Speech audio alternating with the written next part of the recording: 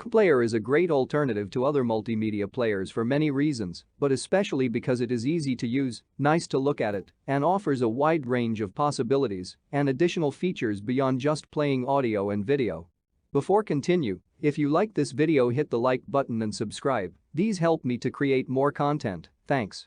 This player works with the most popular video formats and forms, including Ultra HD with 4K resolution and even movies in 3D, with a special configuration system that allows clear subtitle overlays for the latter. What's more, it can even play physical discs from other sources, like playing online via streaming from a URL or allowing the use of all kinds of external digital television systems. But the best part is the number of options you have to control and manipulate video playback, ranging from classic menus for resizing to any standard format to almost 100 different post-processing effects or independent configuration for those codecs that have separate control panels. Besides all this, you have a useful tool to capture video in real time with a high degree of customization in terms of output format and compression. Overall, this is a great alternative that is definitely worth trying. The program's interface includes integrated ad